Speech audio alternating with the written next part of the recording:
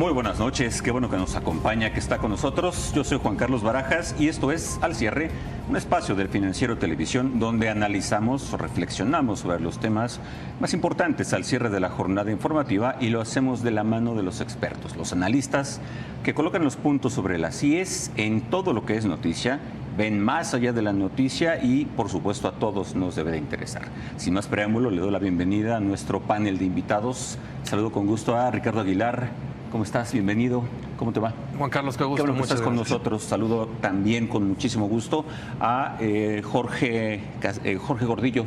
Bienvenido, ¿cómo estás? Bien, qué bueno que estás con nosotros. Y a la distancia también saludo a Jesús Anacarsis López, vía Zoom, que nos acompaña. Qué bueno que estás con nosotros, Jesús. Un gusto, Juan Carlos. Muchos temas económicos que conversar, que ha habido información importante desde finales de la semana pasada hasta esta, antes de los días festivos. Si les parece, vamos a comenzar de una vez. ¿De acuerdo?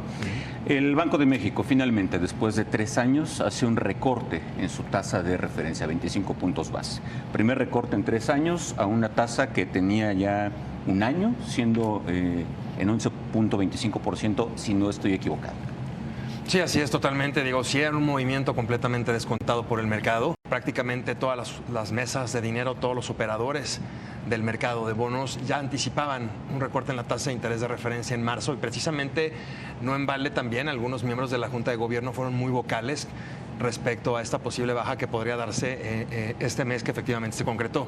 Aquí lo importante será ver hacia adelante, yo creo, es cómo va a reaccionar Banco de México en las siguientes decisiones de política monetaria, sobre todo porque se pensaba, o más bien el mercado llegó a descontar que iban a ser ciclos de bajas continuos, que iban a ser recortes consecutivos reunión por reunión, y ahora hay la posibilidad de que pueda hacer una pausa en la siguiente reunión de mayo. Entonces ahorita otra vez entra la incertidumbre sobre qué va a pasar con los futuros de recortes de México.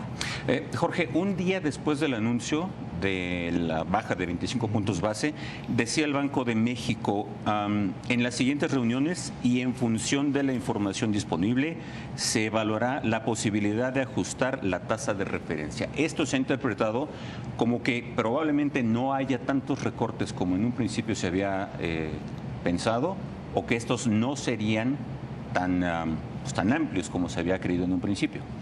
Sí, lo que sucedió fue que nos dijo Banxico que hay un proceso de desinflación. Ahí estamos de acuerdo. Aprovechó la ventana de que el mercado ya lo había comprado. Ahí estamos de acuerdo.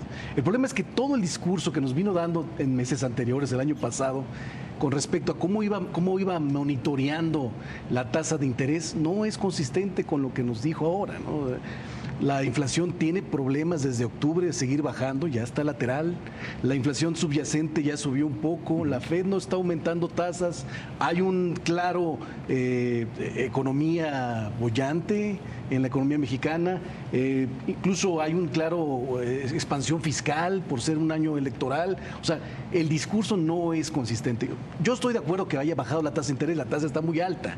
Todos estamos de acuerdo. El problema es con qué discurso vas a manejar en las siguientes reuniones y cómo nos vas a convencer a todos, porque hoy parece que seguiste al mercado y eso es peligroso porque el mercado te puede mandar, por ejemplo, ya los CETES a 28 días ya están abajo del 11%, es para 28 días, o ya están de alguna manera descontando a lo mejor quizá otra baja. O sea, tiene que ser muy contundente Banxico en decir qué es lo que busca, a dónde se mueve, y no está tan fácil la situación con tanta incertidumbre que hay por temas de productos agrícolas, por temas de bajas en servicios, etcétera. Ha habido desde hace ya algunas semanas, algunos meses incluso, unas señales de que el Banco de México actuaría con cautela. De hecho, en las últimas semanas, no sé si estoy equivocado, corríjanme si es así, se mencionaba ya por parte de algunos analistas la posibilidad incluso de que no hubiese este primer recorte de 25 puntos base, es decir, la cautela se estaba llevando a cabo de manera excesiva. Finalmente se da el recorte, pero algunos lo consideran como un movimiento audaz. Incluso el presidente en alguna de las conferencias mañaneras de esta semana lo mencionó así, como un movimiento audaz de parte de Banco de México. Jesús, ¿tu opinión al respecto? Bueno, realmente Banco de México yo creo que ya había sido bastante claro en que la tasa estaba por arriba del nivel necesario, no era un nivel restrictivo, extremadamente restrictivo. Y ya lleva varias minutas que estaban comentando algunos miembros de la Junta que la tasa de interés real ex ante, que es este cálculo para ver qué tan apretada es la política monetaria, estaba pues ya yéndose hacia el 8%. Y que un nivel más adecuado es algo cerca del 7%. Lo que hicieron fue un paso consistente con esa comunicación. Yo creo que para nada... bueno, existe la opinión de que están siguiendo al mercado. Yo creo que el mercado también leyó a Banxico ya desde hace algunos meses y para nada fue una sorpresa. Lo que sí creo que es bien claro es, no me parece un movimiento para nada audaz, es un movimiento consistente con las propias expectativas de los miembros de la Junta, y hacia adelante lo que sí es clarísimo es que hay muchos riesgos para la inflación. Entonces creemos que van a ser bastante cautelosos y que los siguientes movimientos pues van a ser no reunión tras reunión, sino van a ser pues al paso de ver qué es lo que ocurre con la inflación, sobre todo con el componente subyacente que, como ya comentaron aquí, tuvo un repunte importante ahora en las últimas 2 quincenas. Entonces pues el panorama es de riesgos. Jorge, hemos tenido un par de reportes de inflación que incluso ha tenido movimientos hacia arriba en la subyacente incluso. Sí, principalmente en servicios. Lo que está sucediendo con la inflación es que es un fenómeno que viene por la pandemia, ¿no? Es un fenómeno pospandémico. Y esto es histórico, no lo habíamos vivido. Y así como se afectó en la pandemia irregularmente a los sectores, la recuperación ha sido irregular. Entonces unos se han recuperado antes que otros y también en los precios también se han ajustado unos más rápido que otros. Los servicios, los que vinieron muy afectados porque estuvimos encerrados y luego nos volvieron a incorporar, como son todos los servicios turísticos, como son los paquetes aéreos, como son los restaurantes, esos se vieron muy afectados y apenas están tratando de incorporar vía precios todo lo que perdieron. Entonces, no es fácil para la autoridad entender que la inflación se está bajando de manera regular, se está bajando de manera irregular, y entonces tiene que tener cuidado para saber en qué momento sí tiene peligro de rebotar la inflación o simplemente esperarse un poquito más porque tengan rezago, ¿no? Ricardo, ¿ves presiones excesivas en tema inflacionario en este momento en México? Pues definitivamente hay un proceso desinflacionario, como dice Jorge, estoy completamente de acuerdo, pero sí, precisamente a pesar de que hemos visto una desinflación muy notoria en la parte de mercancías, pues los precios de servicios se mantienen rígidos, ¿no? Sí se vieron afectados en la primera quincena de marzo por el efecto estacional de la Semana Santa, subieron los paquetes turísticos, subieron la transportación aérea más de 30% en la quincena, pero eso se va a regresar. Digamos que la tendencia en general para la inflación subyacente en México sí es a la baja, de hecho, probablemente no es lineal, por supuesto, puede haber algunos repuntes, pero la tendencia, digamos, es hacia abajo. Y a final de cuentas, aquí lo importante es ver hacia dónde va, ¿no? No la vemos abajo de 4.4% por ahora, ni siquiera al cierre de 2024. Entonces, si tú consideras que eso es presión, yo diría que sí, porque está por encima, por supuesto, del 3 más menos 1%, que es la banda objetivo de Banco de México para la inflación. Y algo que me llama mucho la atención es que, aunque no haya sido un movimiento audaz por parte de Banco de México, no fue unánime. Y un miembro de la Junta de Gobierno, la subgobernadora Irene Espinosa, claramente votó a favor de mantener la tasa en su nivel actual. Por lo tanto, yo creo que incluso al interior de la Junta de Gobierno de Banxico hay miembros que sirven presiones inflacionarias que todavía son riesgosas. Estamos todavía, pues no sé si decir lejos, muy lejos, o qué tan lejos de la tasa objetivo que mencionabas ahora, Ricardo, de 3%. Leía un reporte en la mañana que incluso decía que seguramente este objetivo del 3% más menos 1 será hasta el segundo trimestre de 2025. Jesús, ¿tú cómo ves las presiones inflacionarias? ¿Crees que estamos en el camino correcto de la desinflación? ¿Tendremos algún bache por ahí en el camino para llegar, pues ya no digamos al 3%, sino a finales de año? Como comentaron hace un momento, claramente hay una tendencia desinflacionaria. Aquí el tema, yo creo que hay 2 puntos clave a destacar. Uno, el componente subyacente, si bien puede tener baches, sí tiene una tendencia a la baja, pero el componente de servicios está claramente estancado desde hace pues ya más de un año. Y esto es algo que Banxico no ha quitado el dedo del renglón. Y justamente esto va a hacer que pues retrasen o que sean muy cautelosos para bajar la tasa de interés. En segundo lugar, hay que recordar también, parte de este proceso desinflacionario, sobre todo el año pasado, estuvo muy respaldado por una disminución fuerte en algunos componentes, en algunos precios de componente no subyacente. Hubo una desaceleración importante de la inflación no subyacente y aunque esa no determina la trayectoria de la inflación, sí importa. Pues al final del día el objetivo es sobre la inflación general, no nada más sobre la inflación subyacente. Y existen riesgos también para ese componente en algunos productos y más recientemente en el componente energético. Entonces habrá que ver en los siguientes meses cómo se desarrollan los precios de energéticos, cómo eso impacta para la inflación general. Y bueno, nosotros queremos que sí se va a ir teniendo la inflación general hacia el objetivo del 3%, pero lo vemos ya hacia el 2025, no este año. Con este recorte de 25 puntos base a la tasa de referencia, el tipo de cambio se verá afectado ya por este diferencial que probablemente no pudiera resultar tan atractivo en el tipo de cambio. Yo creo que ya está muy descontado el movimiento o los siguientes movimientos de Banco de México en el tipo de cambio actualmente.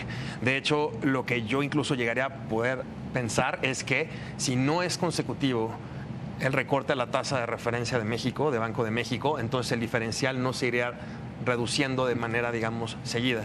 Y eso podría hacer que una pausa, por ejemplo, en el caso de Banxico, nos aprecia el tipo de cambio porque la tasa no está bajando tan rápido como lo llegó a descontar el mercado hace un par de semanas. Entonces, sí, por supuesto que yo creo que ahorita ya se considera que inició el ciclo de baja. El nivel actual de tipo de cambio, que es bastante fuerte para nuestro peso, pues yo creo que ya considera esos movimientos. El único riesgo es que podría apreciarse más el tipo de cambio si Banco de México hace una o más pausas, dependiendo obviamente del comportamiento de la inflación.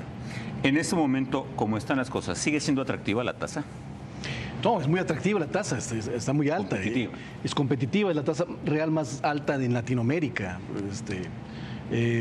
La verdad es que yo soy de la idea que Banxico se quiso ver muy estricto o parecerse mucho a los países desarrollados en su política monetaria a la hora de combatir la inflación, y ahora yo creo, sin aceptar que subió de más la tasa, ahora está queriendo dar otro tipo de medida, porque está claramente entrampado, porque como dicen, puede ir, ¿cómo va a vender los siguientes movimientos de la tasa si la inflación no va a bajar del 4%, si su expectativa es 3% y su margen de arriba es de 4%? Entonces, ¿por qué estarías bajando la tasa si nos vendiste que estás queriendo contenerla a tu meta? Lo que sucede es que lo que debiste haber dicho es, en México somos un poco más tolerantes a la inflación como lo es en Estados Unidos. Lo que debiste haber dicho, bueno, vamos a ir trabajando la tasa de la inflación de aquí a un periodo más largo y subimos de más la tasa de interés y vamos corrigiéndola poco a poco y tratando de ajustar el diferencial a algo menos atractivo, porque lo que sí ha provocado este diferencial es una distorsión en precios financieros como el tipo de cambio, que están provocando otras cosas malas para la economía, ¿no? Claro, no un peso tan fuerte o un dólar no tan fuerte no beneficia no precisamente a todos los sectores. O sea, el tema de remesas, por ejemplo, ya se está viendo afectado por ahí. Así es. Un tipo de cambio tan fuerte que no está de la mano con sus fundamentales, pues provoca algunas distorsiones en la industria que está padeciendo. Es la industria la que está padeciendo más en esta época de altas tasas de interés. Entonces, bueno, necesita un golpe adicional con la apreciación que se ha visto del tipo de cambio, ¿no? Jesús, la disminución esta y probablemente algunas otras en la tasa de referencia incentivará en lo que se necesita de manera importante el comercio, la actividad económica de las personas, sobre todo en lo que refiere a créditos hacia medianos o largos plazos. No, lo que vimos durante los últimos meses con las altas tasas de interés es que el crédito siguió creciendo. Realmente en México no hay una conexión tan clara entre los niveles de la tasa de interés de referencia para la política monetaria y el otorgamiento del crédito. Entonces, nosotros creemos que, pues sí, de alguna forma puede ayudar a algunos segmentos que muy específicos sí se vieron afectados por las altas tasas. Puede ser parte del sector construcción en específico, pero para la gran parte de la población realmente las altas tasas de interés no implicaron una toma de decisión de posponer algunas decisiones de consumo. Parte de eso tiene que ver con el bajo nivel de penetración de la banca en México, tiene que ver también con cuestión de educación financiera. Entonces, es un caso muy particular. Nosotros creemos que sí, la disminución de la tasa de interés puede ayudar, pero pues no es un efecto tan directo. Hay una expectativa de que hacia finales de año la tasa de referencia ronde por ahí de los 9.95. ¿Coincides por ahí, Ricardo? Sí, de hecho sí, es más o menos nuestro estimado, porque bueno, entre 9.50 y 9.75, dependiendo si llega a ser una pausa o no este año, que al parecer ahorita la probabilidad de que la haga pues ha aumentado precisamente por el comportamiento de la inflación, pero sí es un nivel que, bueno, totalmente restrictivo todavía, incluso en términos reales, y por supuesto mayor a la tasa que llegamos al ciclo anterior había llegado, ¿no? Que era de 8, un poquito arriba de 8. Entonces sigue siendo una tasa bastante alta, que a final de cuentas también va a seguir incentivando flujos de entrada hacia México. 9.5, 9.75 sigue siendo una tasa alta, restrictiva. Leía por ahí ayer un comunicado de alguna calificadora que hablaba incluso hasta de un 7%, que sería una tasa aceptable, normal. ¿Estás de acuerdo? Sí, la normalidad anda en 7,5%, 8%. Nos acostumbramos a ver el 4%, pero estaba completamente subsidiada. El 9, arriba del 9% es una tasa todavía restrictiva. Y un poco contestando la pregunta del crédito, sí. El problema es que las empresas se contratan crédito a 3 y a 5 años. Y a 3 y 5 años no se ha movido, aunque se bajó 25 puntos base en el corto plazo. En el mediano plazo anda por ahí, en 9,5, 9,25. Entonces no hay afectación ahorita por la primera baja en la tasa de interés de corto plazo. Lo que quisiera ver el mercado es que se mejoren las condiciones de inflación, que se mejoren las expectativas de crecimiento y entonces sí, a lo mejor sí esperar en el mercado una mejor tasa de normalidad. Hoy tú contratas una tasa de mediano plazo y anda arriba del 9%, aunque los analistas creamos que podría bajar al 8%. Jesús, la expectativa de la tasa hacia fines de año, ¿la mantienes 9.5, 9.75? Nosotros estamos más cerca del 10%. Creemos todavía que Banxico puede ser cauteloso, un poco más de lo que están considerando aquí el resto, pero sí, obviamente dependerá mucho de la trayectoria de la inflación. Nosotros creemos que todavía hay una serie ahí de riesgos importantes que se podrían materializar el resto del año. Entonces, bueno, de nuevo creemos que Banco de México va a hacer pausa antes de hacer algún otro movimiento de aquí hasta diciembre. La siguiente reunión de política monetaria, ¿prevés una pausa, Ricardo? Pues la probabilidad ha aumentado definitivamente y creo que también hemos hecho ahorita a un lado un tema que, a pesar de que obviamente no es el mandato constitucional de Banxico, que es específicamente concentrarse en procurar el poder adquisitivo de la moneda, en controlar la inflación, pues es la Reserva Federal, ¿no?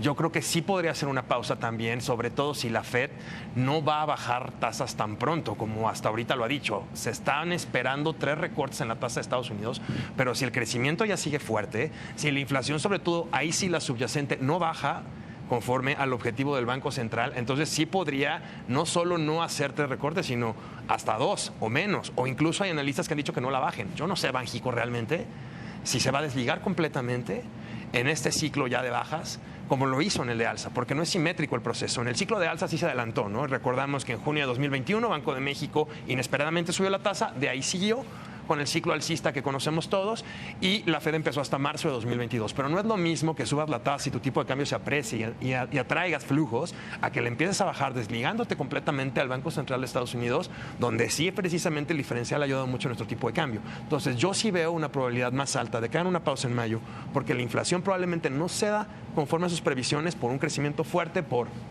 temas de inflación subyacente, pero también por la Fed. Yo digo que sí se van a esperar también a ver qué hace. No van aparejados los ciclos, sin embargo, es un poco difícil pensar que estamos completamente desligados. Tal cual.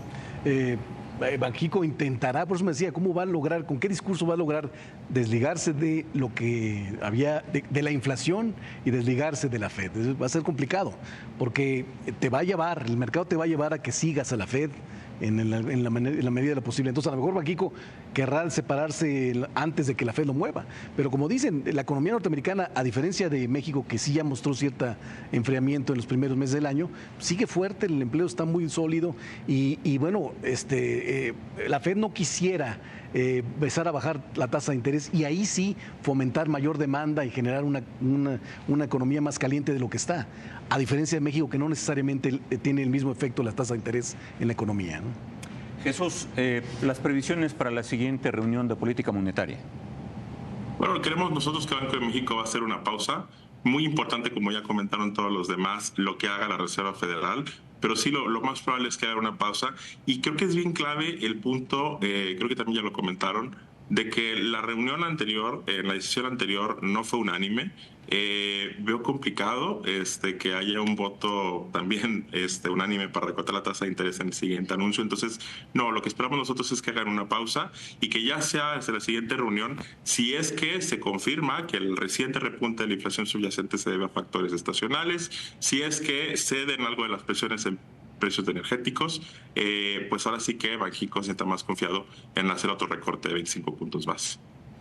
Bueno, pues estaremos esperando ya la siguiente reunión para ver cuáles son los criterios, cuál es el discurso que se viene manejando, cómo será pues las decisiones de la Junta del Banco de México. No ha sido unánime, veremos cómo se comportan los integrantes de la Junta, a ver qué discurso están dando, qué mensaje están dando.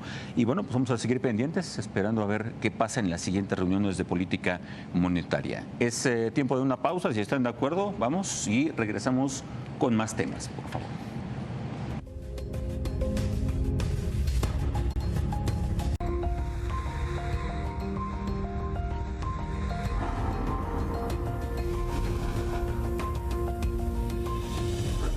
Estamos de regreso al cierre, qué bueno que sigue con nosotros. Estamos conversando sobre temas económicos. Vamos a pasar ahora al índice global de actividad económica, a ver cómo se ha comportado, cómo lo hemos visto. Sin embargo, antes me gustaría conversar brevemente algo que platicábamos fuera de cámara, que tiene que ver con el tipo de cambio. Platicábamos que tenemos un tipo de cambio en donde tenemos un peso muy fuerte, que en principio podría parecer una gran noticia, pero depende a quién le preguntes. Si eres exportador, pues a lo mejor no es tan buena noticia. Si recibes remesas, pues recibes muchos dólares, pero son menos pesos. Entonces, creo que no está bien para todos. Completamente de acuerdo, y a final de cuentas, digo, beneficia al sector importador, ¿no? Obviamente porque están comprando, digamos, a precios más baratos, pero bueno, a ellos les ayuda en sus márgenes, en su utilidad. Realmente no estás viendo que porque se esté apreciando el tipo de cambio estén cayendo los precios importados en México. Eso no está pasando.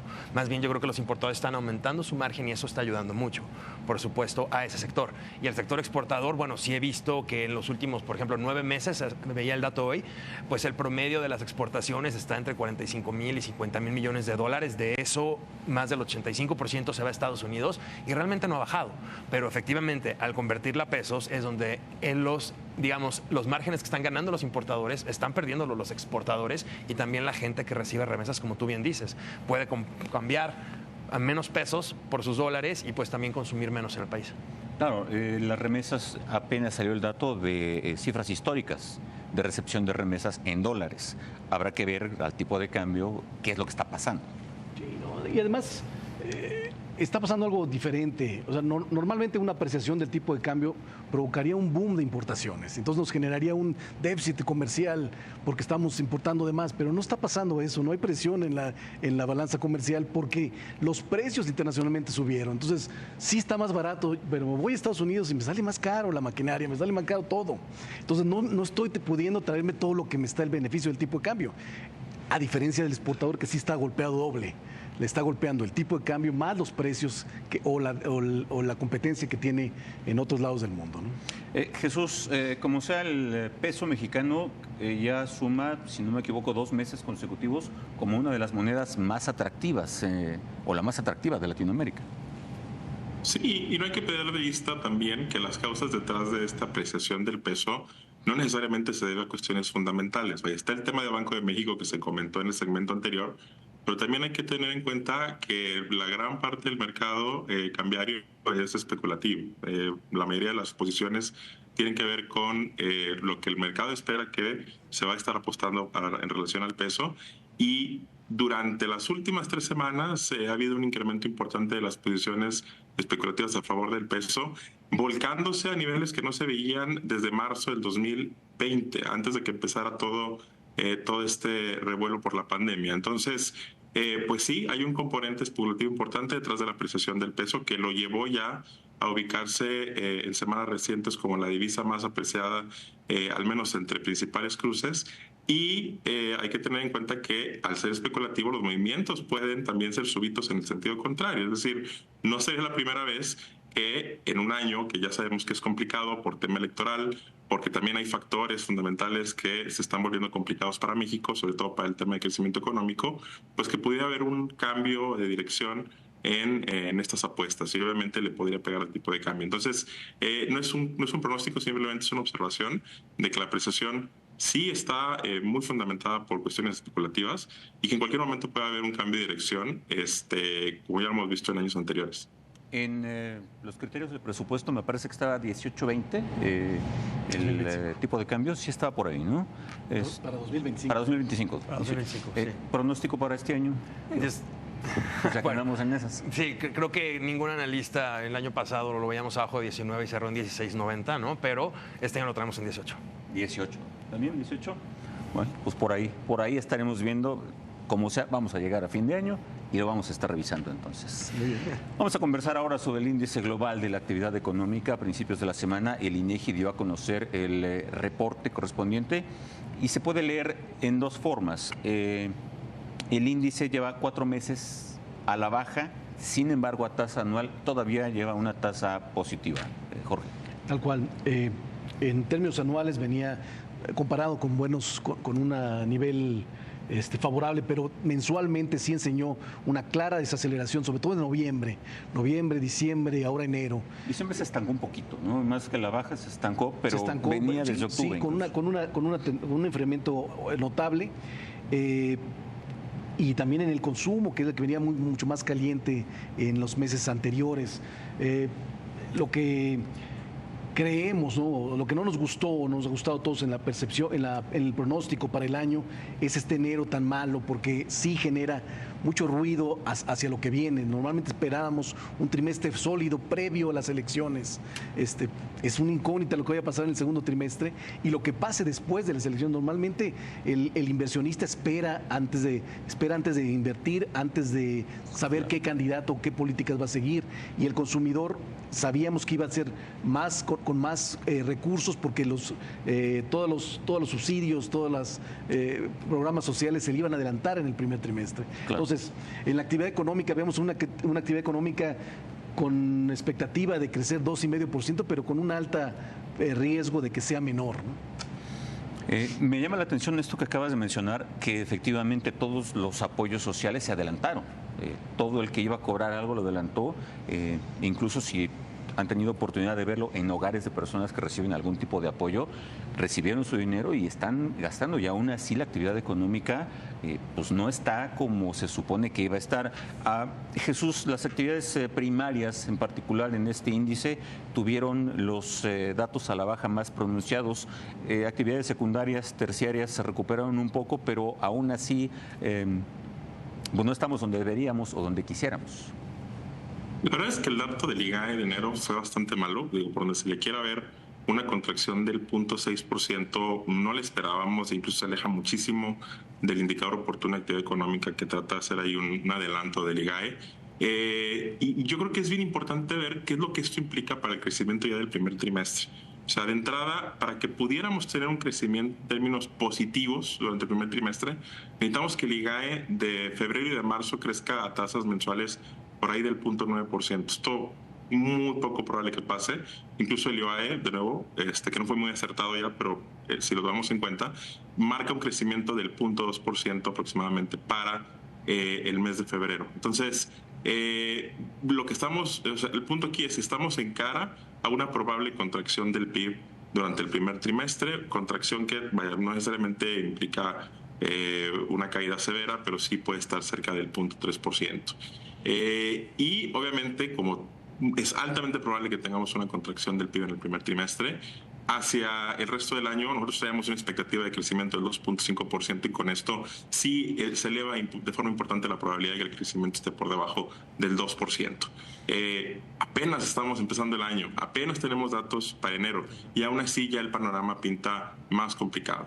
Y por ahí comentaste tú hace un momento también desaceleración en actividades terciarias, ¿no? Las actividades terciarias se contrajeron 0.51%, con algunos sectores clave de contracción, principalmente comercio al por mayor, al por menor, servicios recreativos, restaurantería. O sea, realmente fue una contracción en sectores clave. Y en actividades secundarias, si bien no hubo caída, Servicios básicos ya acumula 5 meses consecutivos de contracción, está altamente correlacionado con el crecimiento del PIB, y actividades manufactureras pues sí creció un poco, pero lleva también varios meses de contracción atrás, entonces hay un estancamiento ahí importante. Yo creo que el panorama sí pinta más complicado de lo que lo veíamos hace un par de meses. En la actividad económica por sectores, pues a unos no les va muy bien, a otros les va peor todavía. ¿Cómo lo ves? ¿Qué sectores tienen más posibilidades de salir adelante? Pues definitivamente ahorita el de manufacturas, por el crecimiento que en Estados Unidos va a continuar este año probablemente, y como decíamos hace rato, si la Fed llega a bajar la tasa y vuelve a impulsar la actividad económica, pues el sector manufacturero se va a ver beneficiado, ¿no? El manufacturero de exportación, digamos que ese es el más claro por el impacto internacional benéfico sobre México. Y bueno, por supuesto que la parte de construcción fue la gran sorpresa en 2023, y esta podría continuar, podría extenderse todavía a un crecimiento. Pero fue obra pública, construcción.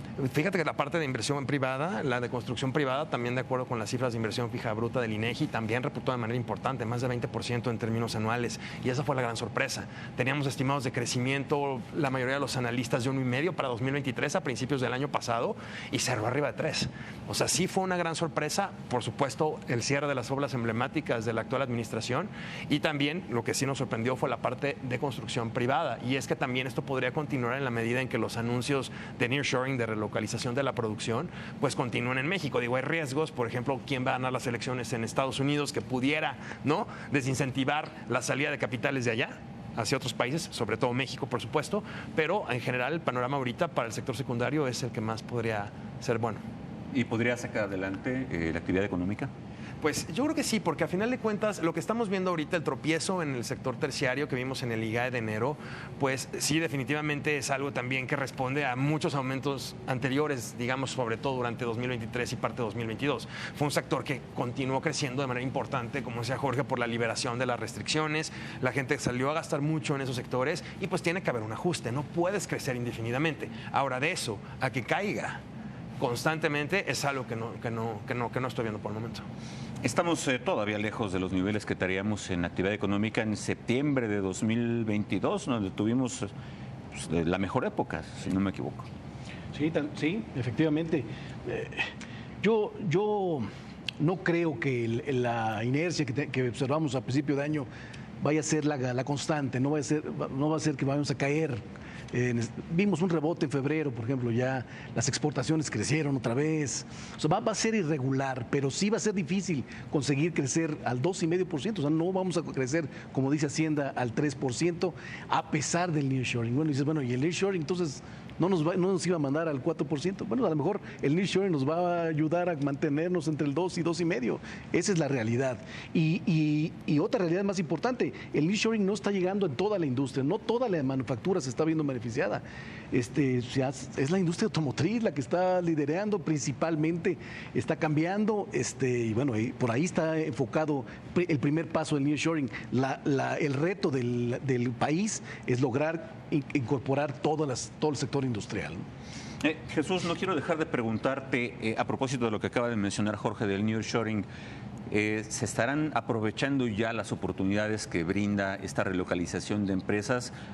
¿Estamos a tiempo de aprovecharlo? Por ahí algunos especialistas mencionaban que había una ventana de oportunidad de 5 años, otros dicen que no, que serán 2. ¿Crees que estamos en tiempos de aprovechar para bien, por supuesto? Por supuesto que sí. Aquí la cuestión también es que es una pregunta que tiene un trasfondo político muy importante. Al final del día, aprovechar la oportunidad implica también evitar o dar incertidumbre al sector privado, y eso se logra a través de evitar conflictos con nuestro principal socio comercial, que es Estados Unidos. Entonces, hay que recordar que ahorita, pues obviamente la política comercial de México no va a cambiar, ya estamos hacia el final del sexenio. Va a ser necesario esperar, ver el resultado de las elecciones en México, que creemos es altamente probable, ya conocemos cuál va a ser el resultado, pero también va a ser bien importante el resultado de las elecciones en Estados Unidos y cuál va a ser la postura de Trump ya en un segundo mandato, y en donde, bueno, sí ha hecho algunos señalamientos con respecto a México, que si bien nos hemos asustado, pues habrá que ver qué es lo que ocurre por ahí con las intenciones de relocalización de algunas empresas. Entonces, yo creo que a lo mejor es muy pronto para saber si realmente son 5 años de oportunidad para aprovechar el nearshoring, pero yo creo que, pues dependiendo mucho del resultado de las elecciones, Vamos a ver qué ocurre durante los siguientes años. Algo que sí es bien importante es que, como quiera, sí hemos visto un flujo importante de inversión por relocalización, sobre todo el sector manufacturero y obviamente el sector automotriz, y creemos que esto va a seguir impulsando por lo pronto el crecimiento de las exportaciones. De hecho, el repunte de las exportaciones que vimos ahora en febrero, que fue en parte un efecto rebote porque había caído el mes anterior, pero bueno, el crecimiento en sí de las exportaciones está explicado en mayor parte por el sector automotriz. Entonces, pues va a seguir siendo clave. Claro, ahora que lo mencionas, ayer justamente salió el reporte de que México ya está en el lugar 9 de los 10 países con mayores exportaciones a nivel mundial. No deja de ser una gran noticia, una muy buena noticia, pues habrá que mantenernos en esa línea.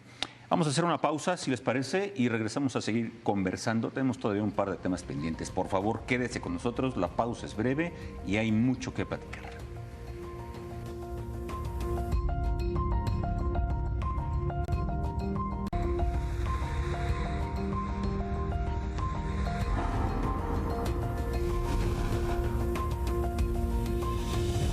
Estamos de regreso al cierre, platicando temas importantes en la actividad económica. Conversamos ya sobre el recorte a la tasa de referencia del Banco de México, hablamos sobre el índice global de actividad económica y conversaremos ahora sobre problemáticas que tienen que ver con el cambio climático. A principios de esta semana se anunció que Costa de Marfil y Ghana están perdiendo prácticamente sus cosechas de cacao, los principales productores a nivel mundial, y esto ya está incidiendo en otras latitudes. En México, no vamos lejos, productores nacionales están viendo reflejado ya un incremento en sus precios. Sí, bueno, por supuesto que eso tiene mucho que ver ahorita precisamente con el hecho de que el cacao ya vale más que el cobre, ¿no? Es lo que estaba leyendo en un reportaje de Bloomberg precisamente, ¿no? $9,000 por tonelada, me parece. Sí, $9,000. Y vale más que el cobre ya. Entonces, evidentemente esto es algo temporal. Probablemente cuando se solucione este choque, digamos, de oferta, entonces podrían otra vez los precios caer de manera importante y estabilizarse. Pero a final de cuentas creo que ha sido algo recurrente el problema que hemos visto con los precios de productos agropecuarios. Lo vimos precisamente con el tema de la inflación no subyacente en México, donde fue uno de los riesgos que destacaba Banco de México antes cuando empezaba a subir, y fue cuando empezó a ceder recientemente que dijo, bueno, ya está cediendo la parte no subyacente que incluye precios agropecuarios, pero bueno, puede volver a rebotar, y no solo nada más por el petróleo, sino por los precios de productos agropecuarios. Son realmente bandazos fuertes los que han dado muchos estos precios precisamente por cambio climático, como el Niño, entre otros, además de los conflictos geopolíticos, ¿no?, que alteran. Pero por supuesto que el clima ahorita sí lo hemos visto incluso en nuestra inflación local con precios y verduras, con frutas y verduras, perdón, como sí le pega por supuesto al precio de estos productos. Claro, hablando justamente de lo que conversábamos, del chocolate, del cacao, la confitería en los últimos 15 días ha tenido ya un incremento de precio al consumidor,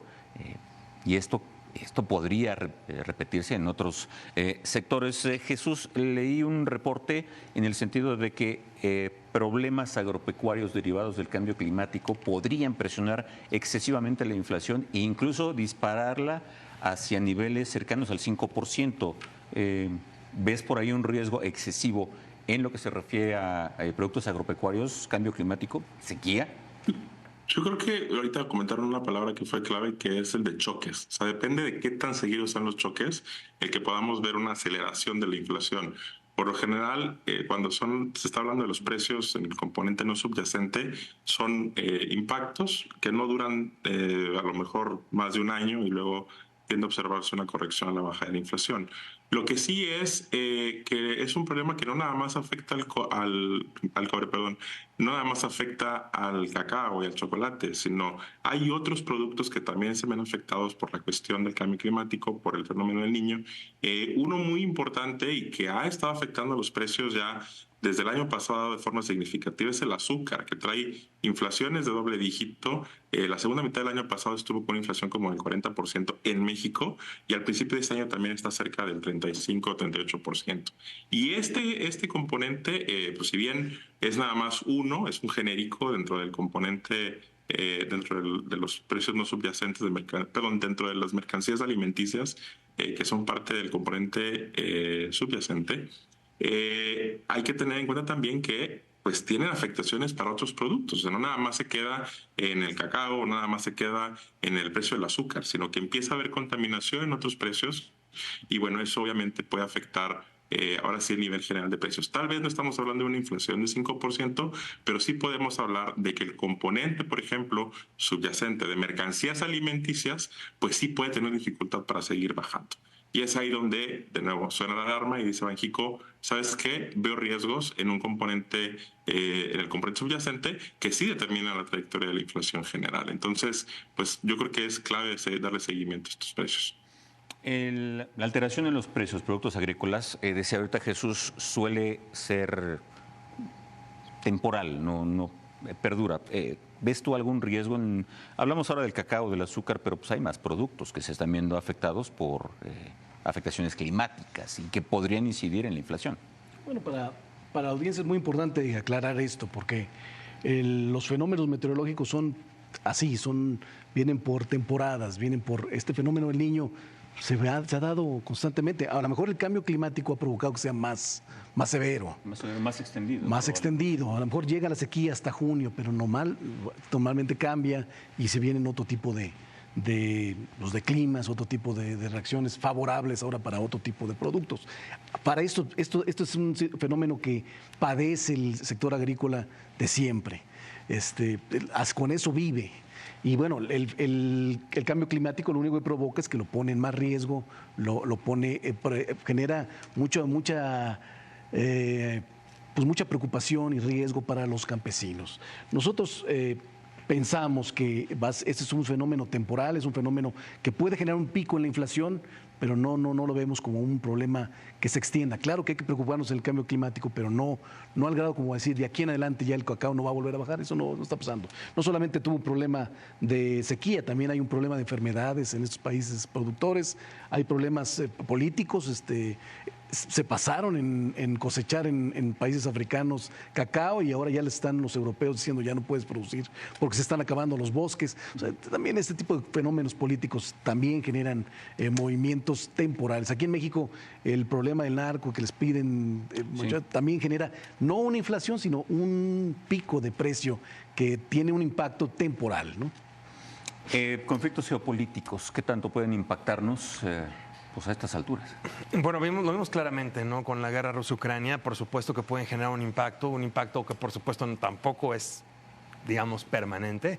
Generalmente son impactos temporales, pero el resurgimiento de estos conflictos o de hecho que se vuelva a recrudecer, por ejemplo, el tema de la guerra en Europa del Este, de nuevo, ¿no? Con un escenario en Estados Unidos donde el presidente entrante o el presidente más bien de la siguiente administración le retire el apoyo a Ucrania y se pueda recrudecer otra vez el tema de la guerra ya, pues ahí va otra vez más para arriba el precio del petróleo y también del trigo, que fue uno de los precios que se vieron afectados, entre otros metales también que destacaron ahí. O sea, sí puede haber el tema de conflictos geopolíticos, sobre todo la recurrencia o sobre todo la intensificación de estos, claro que le puede pegar a los precios, sobre todo los no subyacentes, aunque no sea permanente, pues sí puede tener picos y podrían durar un poco más.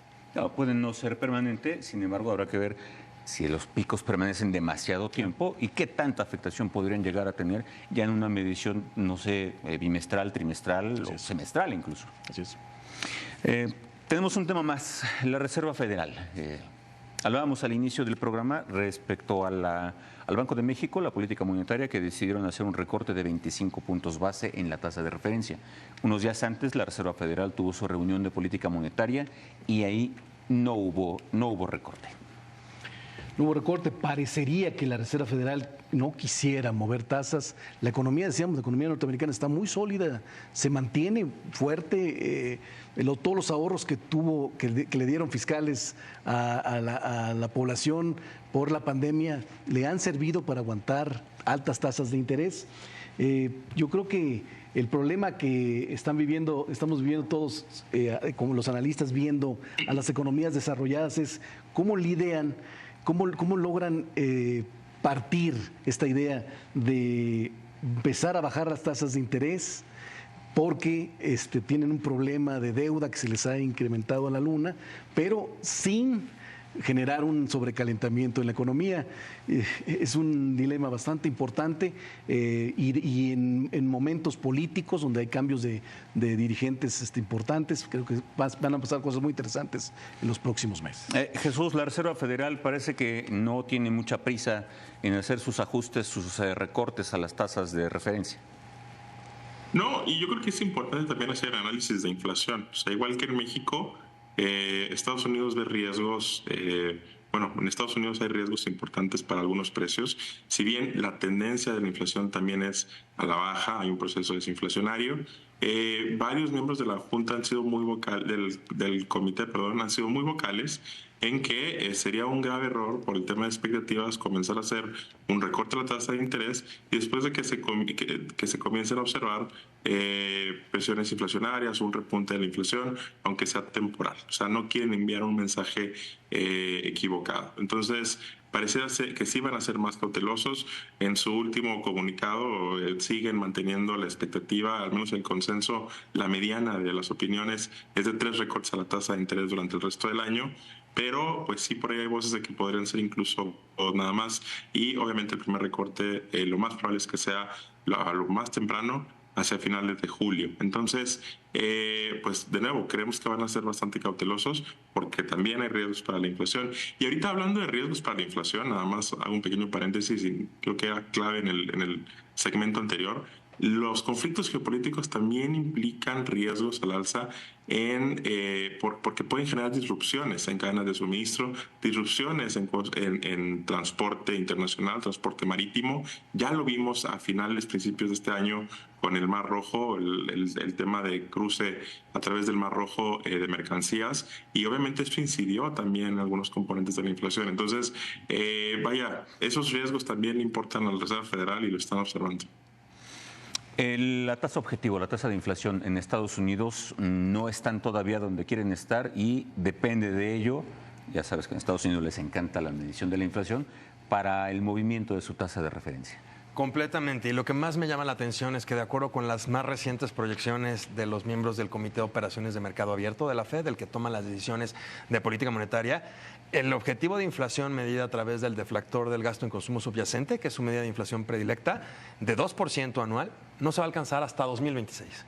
O sea, la misma Fed te está diciendo que el objetivo de 2% no se va a alcanzar pronto. Bajar la inflación de 9 a 3 en Estados Unidos, evidentemente fue por el mecanismo de restricción monetaria que fue bastante efectivo.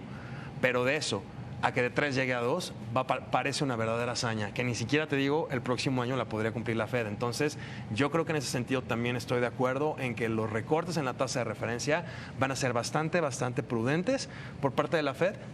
Aunque no le gusta al mercado, porque allá al mercado no le ha gustado y la bolsa, cuando el mercado pensaba que iban a bajar tasas tan pronto como mayo de este año y no pasó, más bien marzo de este año y no pasó, se enojaron las bolsas y se cayeron. Entonces, allá la Reserva Federal sí es muy clara y muy estricta. No voy a bajar la tasa porque la economía no se ha enfriado y si la baja antes de tiempo, pues va a volver a despegar esa economía. De hecho, subieron sus estimados de crecimiento de inflación sus estimados de crecimiento y de inflación para 2024. Entonces, aún así están diciendo que la podrían bajar 3 veces, nada más que no me sorprendería que si vuelven a aumentar los estimados de crecimiento y de inflación allá, no la van a bajar 3, la van a bajar menos. O como dirían algunos analistas, no la van a bajar. Mayo seguramente no habrá ninguna sorpresa, ningún ajuste. Junio, ¿tú crees que si se da algún ajuste a la tasa, podríamos verlo hacia junio o hasta el segundo semestre del año? Bueno, hoy el mercado da una probabilidad mayor al 50% de que sea junio, pero con riesgo, con una probabilidad suficiente de pensar que podría irse a julio o incluso un poquito tardío al tercer trimestre. Todavía es posible ver esta situación. Yo creo que lo más probable está en julio, esa es mi impresión.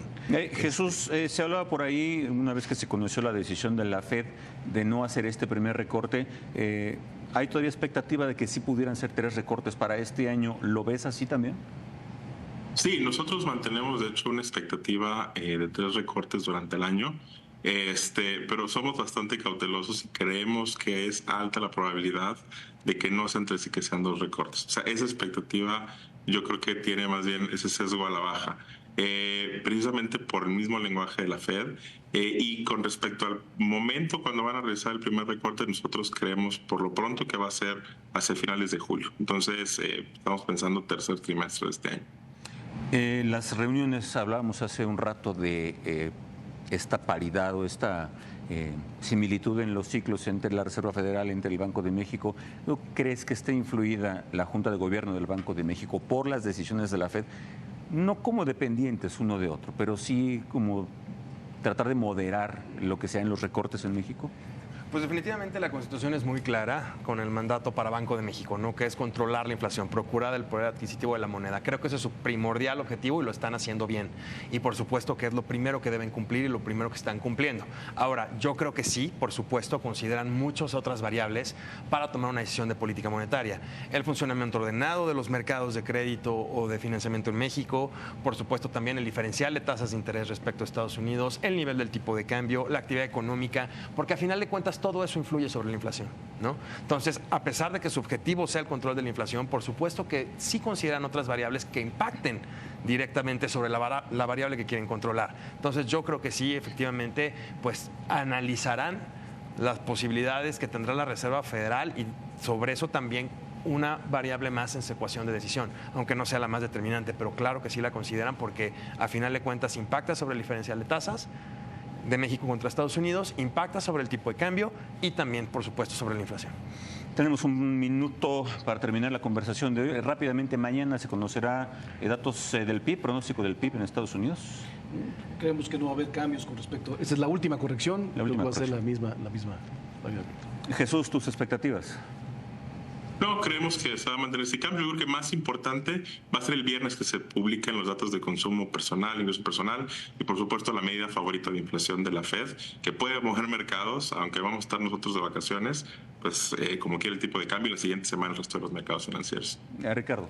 Pues yo creo que el crecimiento del PIB de Estados Unidos este año va a ser por lo menos casi igual al del año pasado, entre 2.3 y 2.5%, y a ver si no nos sorprende al alza. Pero con respecto al dato que se dará a conocer en la revisión, no creo que haya cambios tampoco.